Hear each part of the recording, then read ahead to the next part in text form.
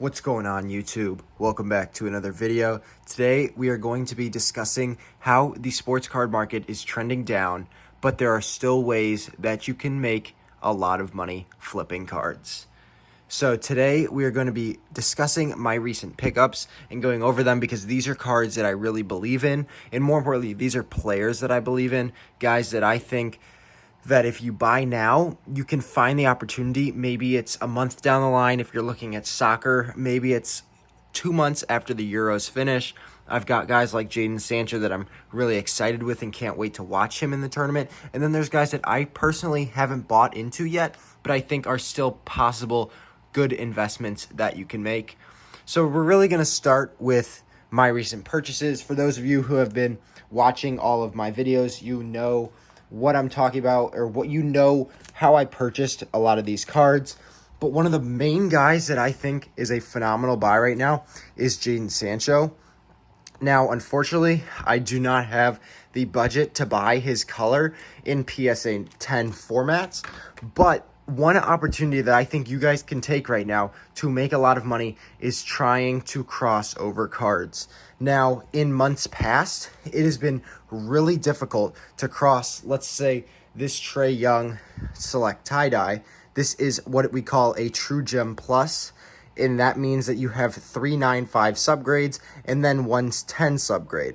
Now, this still makes it a 95 gem mint, but it gives you a better chance when I'm looking to cross over to PSA. Having that 9.5 centering with the 10 edges is going to give me one of the best chances that I have to get that 10 grade. Now, surface is really easy to get a 9.5 grade on as long as there's no imperfections. If you take a microfiber, you can get that 9.5 surface grade, possibly even a 10 if you're lucky and your card has 0 scratches at all. But for PSA, it is easiest to grade your cards and get a 10 centering, which is why you want to look for cards if you're going to be flipping and trying to grade over at PSA BGS slabs. It is best to look for cards that do not have 10 centering because that's going to give you the best possible chance to get that PSA 10. Now, Trae Young is a guy that I would recommend you guys stay away from to an extent. He is a guy that is really cheap from where he was at the beginning of the season, and I think he could be a sneaky play. Most of you know I picked this up at the Wisconsin Dells card show, and I picked it up for trade, and I think I got a really good value out of it. And it's a card that I'm going to be looking to move. As you can see, it's numbered out of 25. I'm going to be looking to move this once I cross it. I'm hoping I can get that PSA 10. I'm debating on whether I should. I feel like it has a really good chance to cross over to a PSA 10, so I'm thinking about it. But what I'm waiting for is the Hawks-Knicks playoff series. I think if Trae can average close to what Curry's averaging in, small game like sample sizes against the Lakers, if Trae can put up 30 to 35 against the Knicks and the Hawks can pull away with a win, at least in the Madison Square Garden in the first 2 games of the series, I think Trae's stuff could see a bump in price. What I'm really here to talk to you about is what you see right here, as in Jadon Sancho, as well as the back 2 cards here, which are Josh Allen and Julio Rodriguez. Now, the basketball market is trending down. We've also seen some football and some baseball, like Mike Trout cards. There was a really good video. I think it's Rydog. I don't remember his full username, but he posted a really good video on that today, and he's going to go into more depth explaining the specific price decreases. But I think Trout and Mahomes rookie cards, now Trout Update PSA 10 and Mahomes Prism PSA 10, are both down $1,000 over the past month. And that is why I'm recommending you guys stay away from the top players in baseball, basketball, or football, or even soccer as an investment. I think soccer, it doesn't apply as much. I think Messi and Ronaldo are still really good buys, especially if either one of them can win a World Cup in 2022. Their stuff would just go crazy, especially Messi, who doesn't have as many accolades as Ronaldo does. But I would recommend you guys start buying prospects like Sancho, or even for Portugal. Of course, now I'm going to forget his name.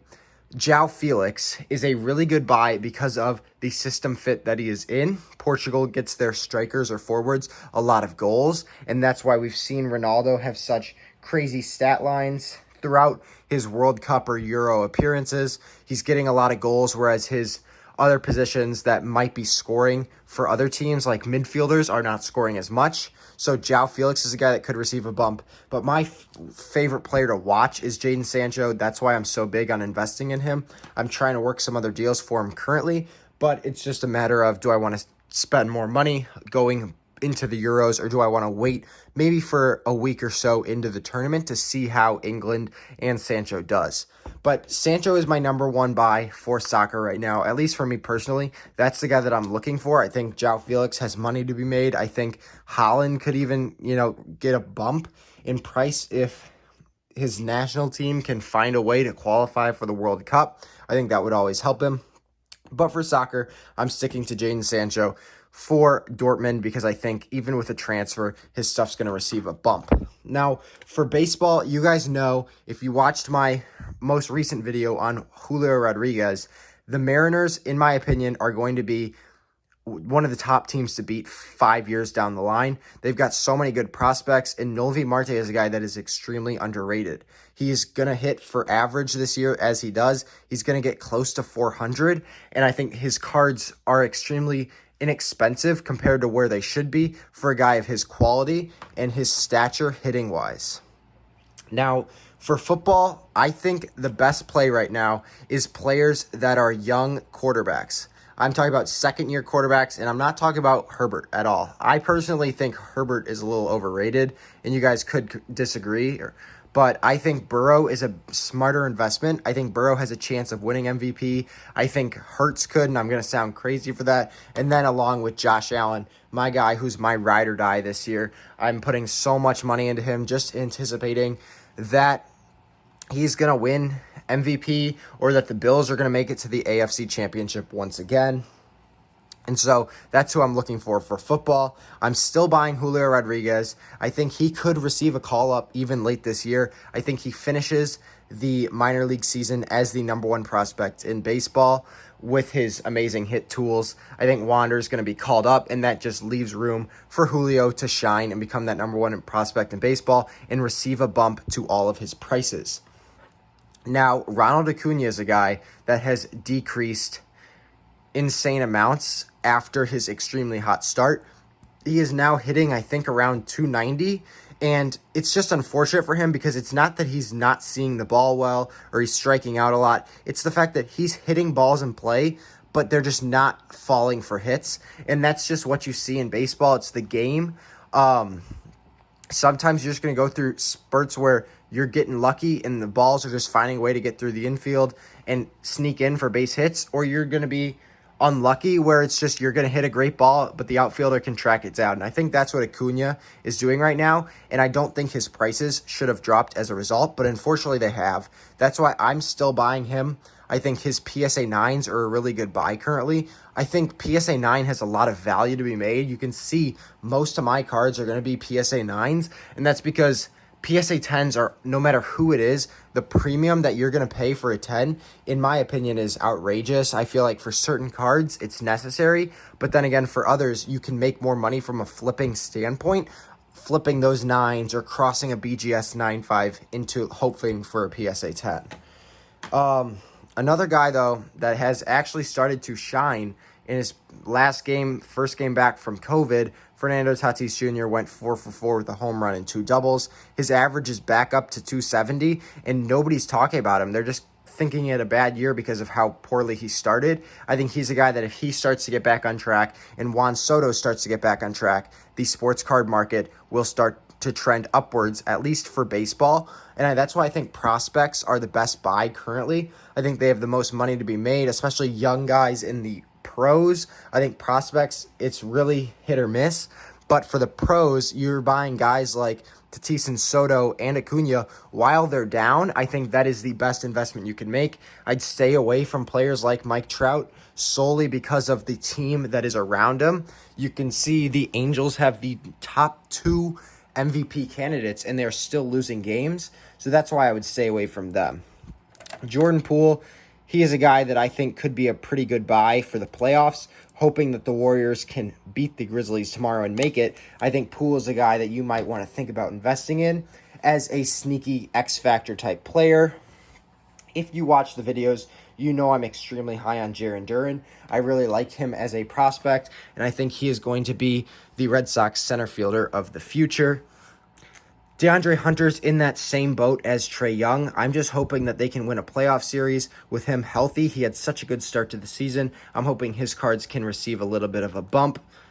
Now, Kevin Porter's, if you watched my Wisconsin Dells video, as you're seeing, a lot of these cards I picked up, these are all newer cards. I'd recommend watching that video. It was really fun to make and just talk about all my purchases. It was crazy the amount of deals that I did in the day. And these are two cards that I was just excited to pick up in anticipation for next year. I'm probably going to try and flip those if he can score 40 in a game next year or something along those lines. That's a time that I would look to move this card. I recently picked up this Wander. I don't think Wander's a buy. I would stay away from him, but I had none, and I just wanted the top prospect in baseball. I had to pick that up. Robert Puasson's another guy that could be a buy low prospect for the MLB. He is struggling, and this is his first season in the majors, at least in America. As you can see, he has no stats on his first Bowman card. He is a guy that is struggling, however, to start the season off, and he might be a sneaky good investment to at least hold on to for another year or so, and just hope he can turn that around in the second half of the season. Drew Lock is another one of those quarterbacks, similar to Joe Burrow, similar to Josh Allen, except he just hasn't shown as much ability. I think if he can get anywhere close to the way he played in, and I think his rookie season, it was the last 4 games, and he actually went 4-0, leading the Broncos to that record. He helped them out so much. I think this year his team is back fully healthy. I think he is a guy. I got this for $30 at the show. Like, this is his Prism rookie card for PSA 10. It's going to cost more just to grade this card. I think he's a really good investment personally, and I think he's a guy that you can try and flip at the end of the season. Dominguez, I wouldn't buy him at all. I just picked this up in a deal because it was kind of like a throw-in card to make it work for both sides. But Dominguez, you're going to have to wait 4 to 5 years in the future, at least in my opinion, and I would stay away from him. This is my other Kevin Porter Jr. that I have left from the Wisconsin Dells show. Now here we have another football card. It is our last card. It is going to be the last guy that I talk about at least investing in. Now we've talked about some soccer. We've talked about maybe a little bit of basketball and the Atlanta Hawks players, but we've covered mainly baseball. This is the other sport that I think you can make a lot of money in. Lamar Jackson is extremely undervalued for having won an MVP award. His team has made strides this offseason to get him better receivers. Although they traded away Orlando Brown, they got Rashad Bateman, who is a receiver. He is a difference maker to pair him with Marquise Brown, and then they picked up Sammy Watkins. I think it's just showing that they want to lock him up into a long-term deal, and they're going to do everything they can to give him the weapons to succeed. It's now just up to the play calling to see if they can use his legs while also allowing him to throw the ball and pass for over 200 yards a game, which is what you're going to need out of a quarterback that you're investing in, hoping that he can win MVP or a Super Bowl. Lamar is extremely inexpensive. I would look at maybe his field levels, at least in the PSA 9. You can get some silver field levels for really cheap, and I would look into buying that if I was you guys personally. Jokic is a final guy. I don't know if I invest in him. It's come down to him, Curry, and one other player. I can't remember, but I think it might be Embiid. But it's really a two-man race at this point between Jokic and Curry. I'm not even sure who I think is going to win. I think it's a toss-up. Both players, I heard something on TV today, on SportsCenter, that this is like the first year where both players that win, either player that wins actually deserves to win. And I'm not really upset either way. Obviously, I have a Jokic, and I hope that he can win. But I think he is a guy that's a sneaky buy. Maybe if you buy him now and he wins MVP, his cards go up maybe $100 or $150, at least for the PSA 9 version. But I think that's more of a risky investment for you guys to make. So those are going to be my main predictions. Obviously, I think although the market's trending down, if you stay away from those top players in their respective sport, I think you can make a lot of money. I think investing in players while it's the off season, like football, at least some of these younger quarterbacks, you can really get some good deals. I think buying low on certain players as well, like Trae Young, is a sneaky good investment. And then we talked about crossing over from BGS to PSA, or even resubbing to that company that gave you a lower grade than you think you deserved. I think that is a sneaky good option to try and make some money. This Trae Young, the difference between a BGS 9.5 and a PSA 10 is probably close to $600, although there's none, graded. It's a smart way to try and make some extra money while keeping the same card that you like in your collection. It might be smarter to do with this with maybe PC cards that you're not really worried about the grade, whereas like from an investing standpoint, I paid top dollar because this is a True Gem Plus, and if it gets a PSA 9, I'd be really upset and I would lose out on actually a lot of money. So it's a tough decision you guys are going to have to make, and it is more risky. I would stick to buying players that you think could have breakout seasons, such as we talked about with Jadon Sancho or even Joe Burrow, and I think that is your best bet to make money while the sports market is trending down. Let me know in the comments down below what you think about the players that I've talked about, or is there anyone that I didn't cover? And again, guys, I just wanted to thank you for your support. I just love seeing so many comments on my Wisconsin Dells video. I really appreciate you guys, and I just love to see our channel growing so much. And I just wanted to say thank you guys. So please consider subscribing if you're new, and I'll see you guys in the next one.